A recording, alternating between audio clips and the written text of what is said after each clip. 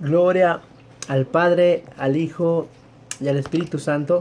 Dios bendiga a todos los amigos de Facebook, de YouTube, a donde quiera que llegue este video, de su amigo Sergio Campos Ramírez, el siervo de Cristo, con una pequeña meditación o enseñanza acerca de la palabra de Dios, ya que la palabra de Dios nos abre nuestro entendimiento. Por medio de la palabra de Dios nos abre la fe para creer en Dios, y es el alimento espiritual para nuestra vida. Recuerden que Dios nos hizo cuerpo, alma y espíritu. La Biblia dice que Dios nos hizo a su imagen y semejanza. Entonces, lo que Dios hizo a su imagen y semejanza,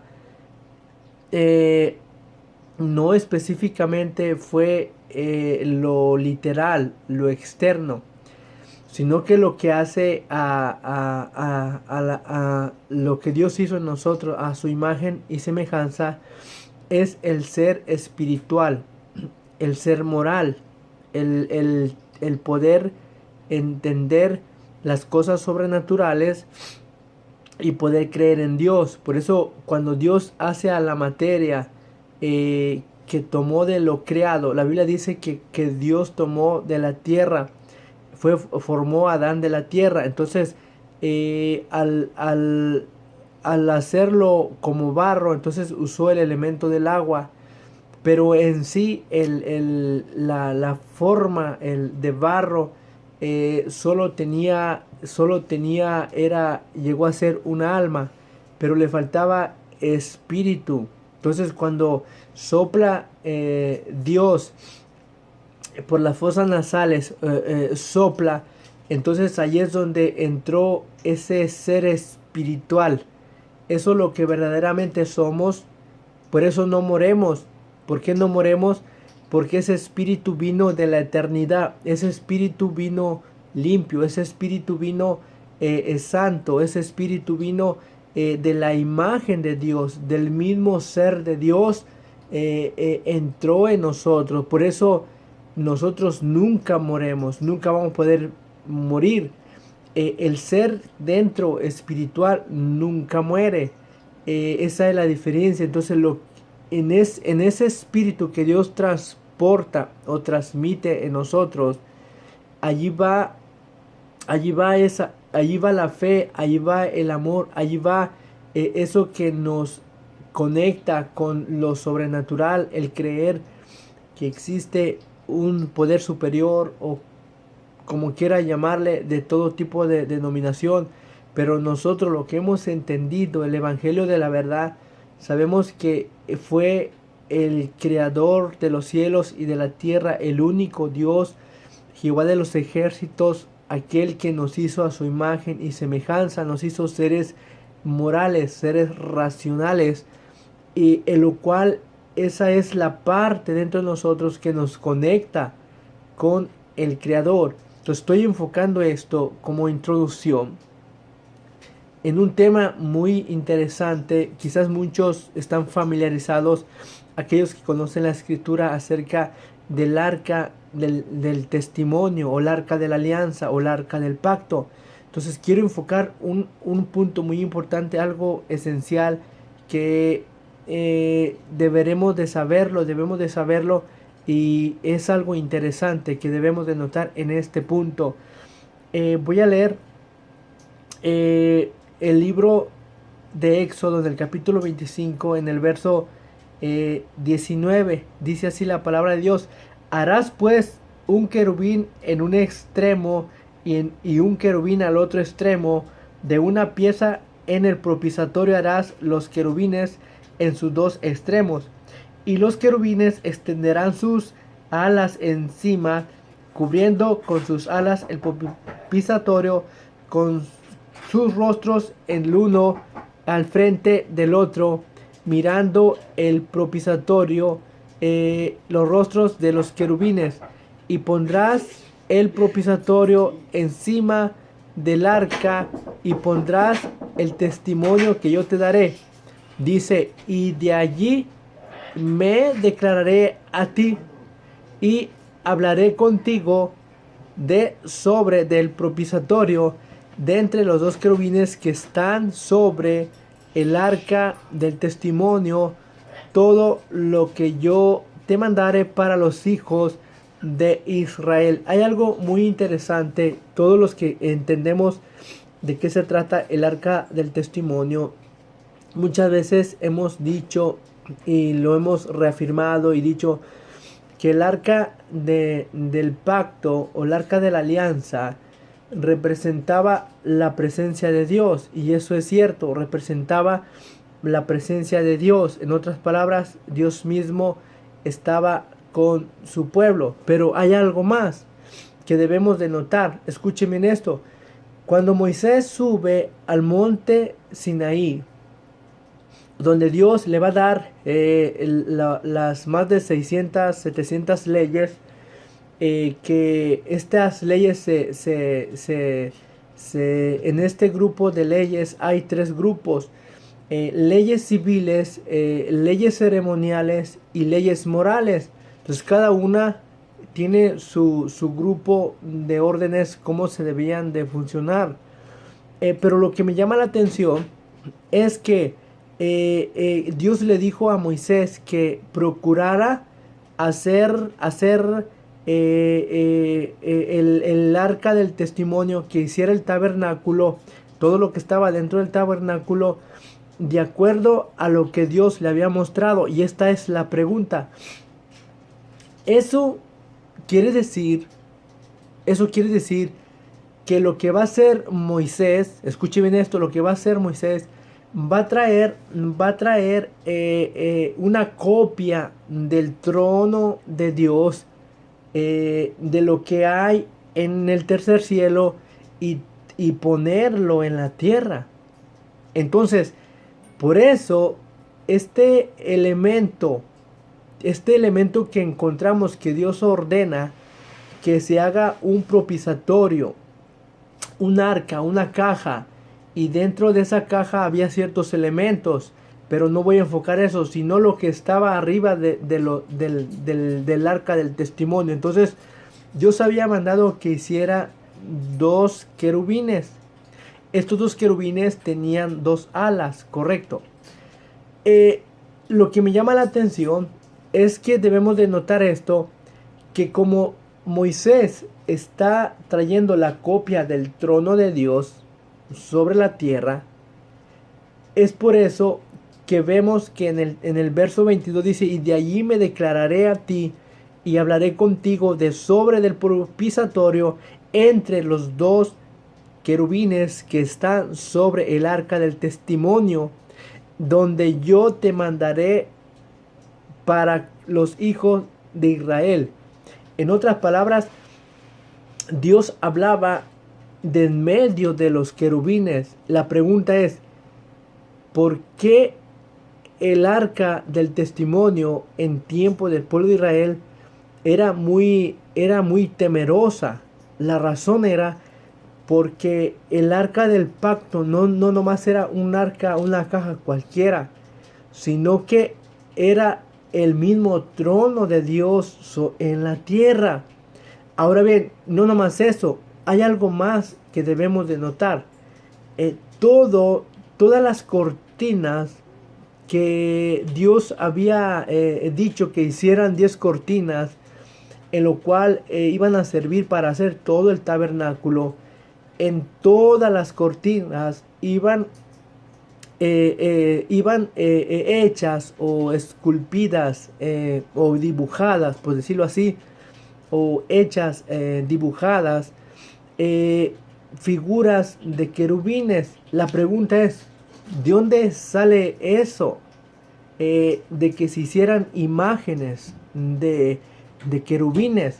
Entonces eso no nace porque Moisés quiso ponerlo, sino porque Moisés había visto la gloria de Dios, y él miró que Dios tiene una jerarquía de querubines que están encargados de proteger el trono de Dios.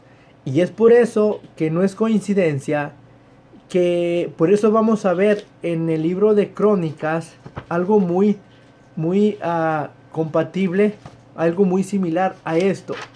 Recuerden, el arca del perdón, el arca del testimonio ya tenemos 2 querubines, pero hay algo que vemos cuando ya Salomón va a edificar el templo.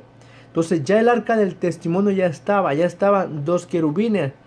Pero me llama la atención en Segunda de Crónicas, en el capítulo 3, voy a leer 2 versos o 3. Segunda de Crónicas, para aquellos que van a estar verificando si lo que estoy diciendo está en la Biblia o no. Segunda de Crónicas, en el capítulo 3, del verso 8 en adelante, dice: hizo asimismo en el lugar santísimo, cuya longitud era de 20 codos, según el ancho del frente de la casa, y su anchura de 20 codos, y lo cubrió de oro fino que excedía a 600 talentos, y el peso de los clavos era 1 hasta 50 ciclos de oro. Cubrió también el oro de los aposentos. Y aquí va, dice: y dentro del lugar santísimo hizo 2 querubines de madera, los cuales fueron cubiertos de oro. Aquí ya encontramos, vamos a meternos un poquito allí para tener cuidado de lo que vamos a enseñar o a decir. Hay ciertas denominaciones, por ejemplo, una pregunta que un católico o de otras denominaciones pueda hacer esto. Entonces, ¿por qué si Dios prohibía que no se debe de hacer ningún tipo de imagen? Lo vemos en uno de los mandamientos, ¿correcto? Vemos que en uno de los mandamientos que Dios advertía y le decía a su pueblo que no te harás imagen de ninguna cosa que hay en los cielos y la pondrás en la tierra. La pregunta es, ¿hay una contradicción en la palabra de Dios? Quizás aquellos han visualizado esto o no se han preguntado. Pero hay una contradicción. ¿Cómo es que primero Dios ordena que se hagan 2 querubines? Lo vimos en el arca del testimonio. Y luego vemos que todas las cortinas tenían imágenes de querubines. ¿Es cierto? Es correcto. Y acá vemos que Salomón, cuando va a edificar el templo en el lugar santísimo, manda a hacer 2 querubines, 2 más. Entonces quiere decir que ya tenemos 4 querubines. Tenemos 4 querubines. Ahora bien, Salomón, vamos a hacernos 2 preguntas. Salomón quiso poner los querubines porque le dio la gana, porque de repente le dio el 20, o los puso porque le gustaron. Oh, qué bonito se ve, los voy a poner. O lo mismo Moisés cuando hace los querubines. No. Aquí voy a contestar una pregunta. Aquellos que dicen, bueno, hay una contradicción. Si es malo hacerse una imagen y tenerla ahí. No es malo, escúchenme en esto.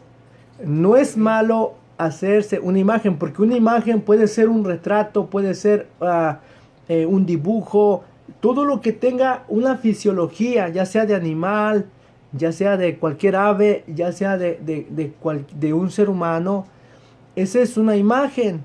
Puede ser de lo que está aquí en la tierra, puede ser del sol, puede ser de las estrellas, puede ser. Entonces, el problema no es que lo haga.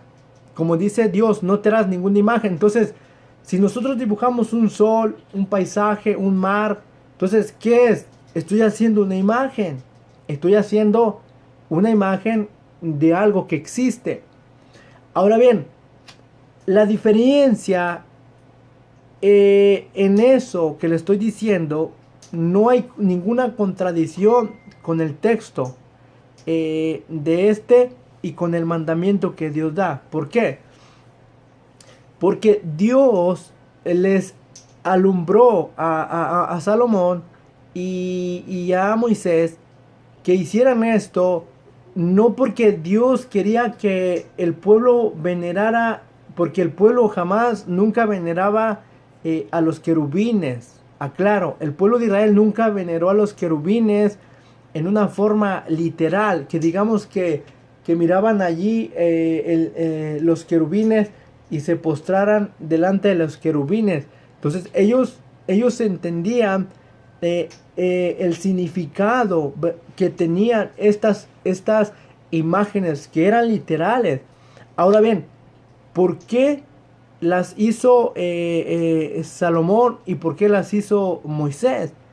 Porque Dios les mandó que las hicieran. Entonces, una cosa es que Dios diga que las hagas, pero son específicamente para ellos.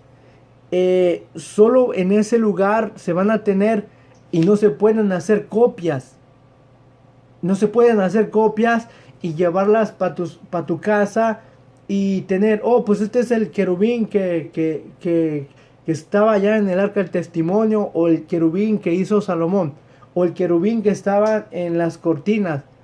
Entonces la diferencia es que lo que Dios ordenó que se hiciera se hizo con una representación, una ilustración de lo que hay en el cielo, pero no para que se adoraran a las cosas hechas que representaban lo que hay en el cielo, sino para que adoraran al personaje que estaba detrás o dentro de el propiciatorio. En este caso miramos en el arca del testimonio que dice Moisés, le dice Dios a Moisés, y yo hablaré a ti lo que vas a enseñarle al pueblo de Israel, de en medio del propiciatorio. Ahora, ¿por qué? Porque en las jerarquías angelicales de Dios, Dios está rodeado de una jerarquía angelical que se llama los querubines. Entonces voy a verificar esto con algo que dice Ezequiel. Vamos a ver algo que dice Ezequiel con respecto a esto.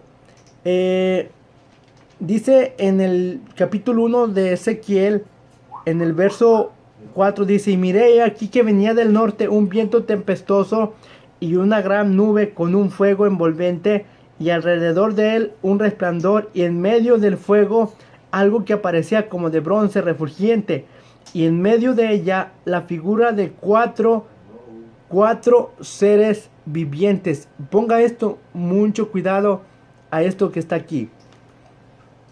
Ahora bien, no voy a meterme en detalles en las formas fisiológicas de estos cuatro seres vivientes, pero ya identificamos que hay cuatro seres vivientes y que son cuatro querubines. Lo vamos a ver en el verso 26. Dice: y sobre la expansión, sobre las cabezas, se veía la figura de un trono que parecía de piedra de zafiro, y sobre la figura del trono había una semejanza que parecía de hombre sobre de él. Vamos a ver esto. Ya miramos que a Ezequiel se le manifiestan estos cuatro personajes. La Biblia le habla que son cuatro seres vivientes. Entonces, estos seres vivientes, a la luz de la palabra, dicen que son querubines. En el verso 22 dice: y sobre las cabezas de los seres vivientes aparecía una expansión a manera de cristal maravilloso extendido encima sobre sus cabezas. Y sobre la expansión, en el verso 26, y sobre la expansión que había sobre sus cabezas se veía la figura de un trono que parecía de piedra de zafiro, y sobre la figura del trono había una semejanza que parecía de hombre sentado sobre él. Aquí vamos a ver esta ilustración. Están los cuatro, ya miramos, tenemos la forma representativa, tenemos dos querubines en el arca del testimonio, y ahora tenemos dos querubines que hace a Salomón. Entonces hay una coincidencia que sean cuatro los que ya había en el lugar santísimo, cuatro querubines, y ahora vemos que cuando se aparece la gloria de Dios a Ezequiel, vemos a cuatro criaturas angelicales que son cuatro querubines, y que en estos cuatro querubines dice que se aparece una expansión sobre las cabezas de estos cuatro querubines, y que en esta expansión había un trono.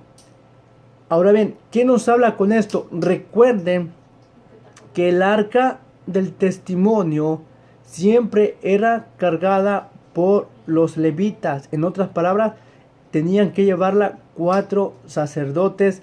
Llevaban el arca del pacto. A donde quiera que iban los sacerdotes cargando el arca sobre sus hombros. Entonces, ¿qué vemos?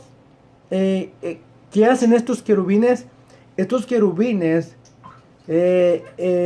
sobre sus cabezas había una expansión, y sobre la expansión había un trono. ¿Qué significa esto? Que lo que Moisés había hecho en el monte Sinaí era el trono de Dios sobre la tierra. Entonces ahora miramos que Ezequiel mira que al trono de Dios lo transportan estas criaturas angelicales. Ahora bien, es algo muy importante entender esto, porque muchas veces decimos que el arca del testimonio, del arca del pacto, solamente fue en tiempo del pueblo de Israel, pero vamos a espiritualizar esto. Siempre hemos dicho que el arca del pacto representa la presencia de Dios, y es cierto. El arca del pacto representaba la gloria de Dios. Ya miramos, representaba el trono de Dios sobre su pueblo, el mismo Dios, en otras palabras, mismo Dios caminando con su pueblo en medio del desierto, en medio de la guerra, en medio de los problemas. Pero recuerden que esa arca del pacto ya no está en la actualidad. Pero, ¿qué ganamos nosotros al no estar en una forma literal? Pues tenemos lo más importante. Recuerden que el Espíritu Santo, dice la palabra de Dios que es la gloria de Dios. Es el consolador. Y ese es el que guía a toda verdad. Y vean esto, vean esta ilustración. Recuerden que en medio de los dos querubines, donde estaba la gloria de Dios, donde estaba Dios, de ahí Dios le hablaba a Moisés.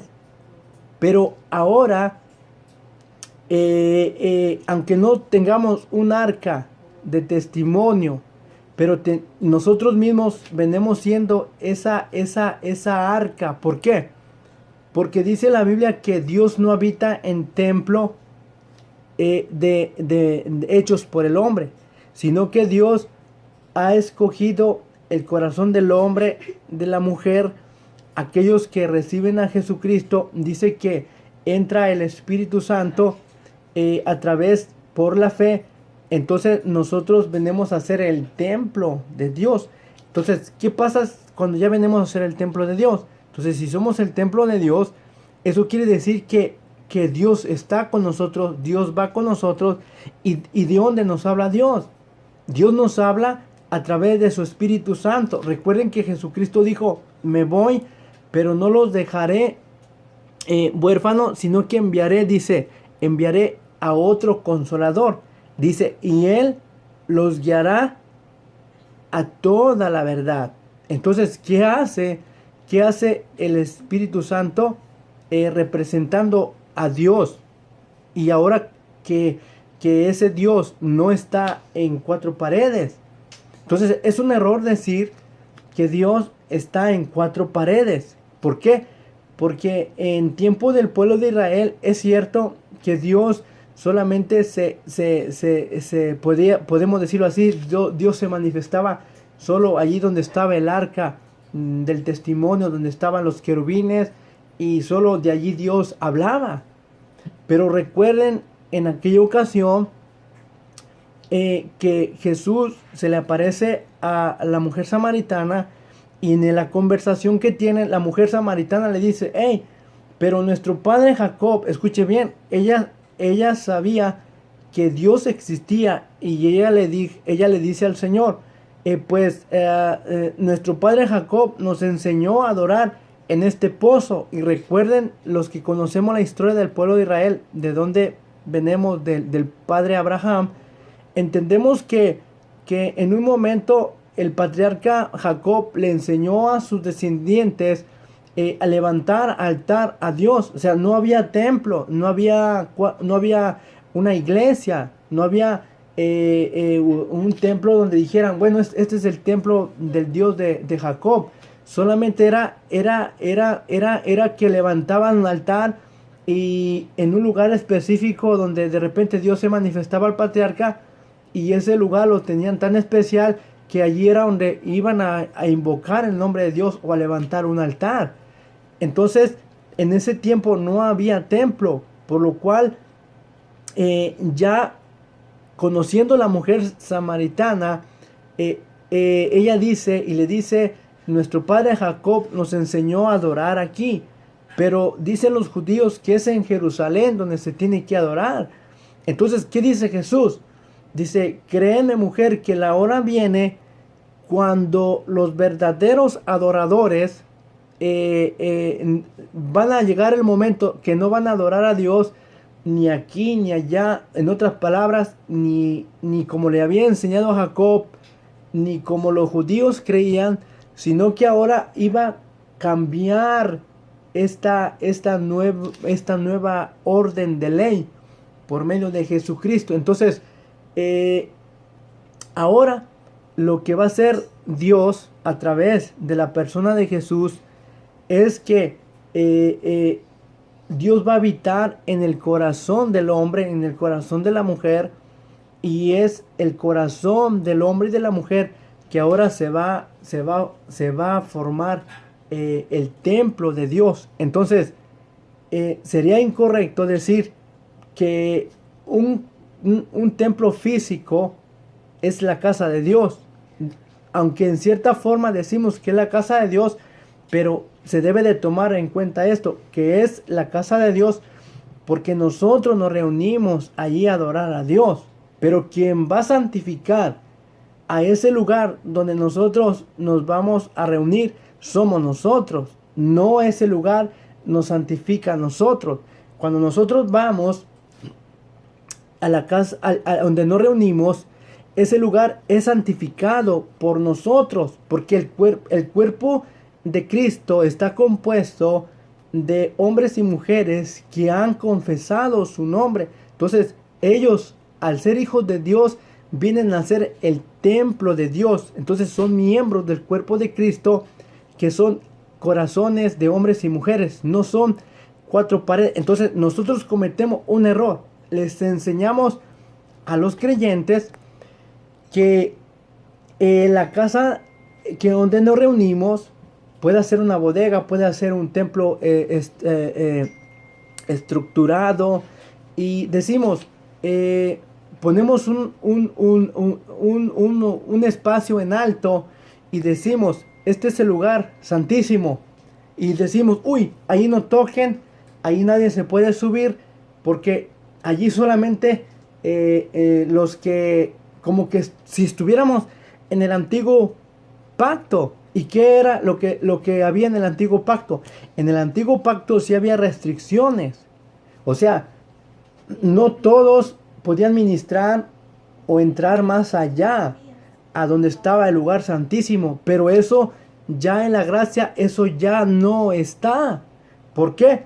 Por eso dice Pablo, dice que acerquémonos confiadamente al trono de la gracia. Entonces, ¿a quién le está hablando? ¿Solo a los que son más santos? ¿A los que están más santificados? ¿O es para todos? Está hablando para todos. Ahora, todo creyente, como dijo Jesús, donde están 2 o 3 congregados en mi nombre, allí estoy yo. Entonces, ¿en dónde es donde se va a manifestar Dios? Donde esté un templo lujoso, donde la estructura sea de lujo, de oro, de plata. En eso no quiere decir que Dios está ahí. ¿Por qué? Porque donde Dios va, donde Dios quiere estar, es en el corazón de la mujer, en el corazón del joven. Entonces, es por eso que no podemos limitar a que la iglesia sean 4 paredes. Eso es incorrecto. A la luz de la palabra, no podemos decir, oh, es que solo los del púlpito para allá es el lugar santísimo. Por favor. Eso quiere decir que no hemos entrado a la modificación de la revelación. Porque recuerden que la palabra de Dios se ha ido revelando gradualmente. Entonces, lo que está en el Antiguo Testamento nos sirve para tener conocimiento acerca cómo funcionaba el servicio a Dios, las áreas que los sacerdotes podían ministrar. Por ejemplo, los sacerdotes solo ministraban en el lugar santo, y el atrio era para los gentiles, y no todos podían entrar al lugar santo, solamente los sacerdotes. Pero en el lugar santísimo tampoco no podían entrar cualquiera, sino solamente el sumo sacerdote. Pero ¿qué pasa cuando viene Cristo? Cristo ofreciéndose a sí mismo como el sumo sacerdote, entregando su propia sangre. Entonces quita ese velo, digamos que era la pared que impedía entrar a la misma presencia de Dios, donde estaban los querubines, donde estaba la gloria de Dios, la presencia de Dios, donde Dios mismo estaba. En otras palabras, para recibir el Espíritu Santo, había un medio, eran los sacerdotes, era el sumo sacerdote, y nadie se podía acercar más allá. Pero ahora, por medio de Jesucristo, todos tenemos acceso con toda libertad de acercarnos por medio de Jesucristo. Entonces, la respuesta para nosotros está en Jesucristo, y que solo por medio de Él podemos adorar al Padre en espíritu y en verdad, porque nosotros somos el templo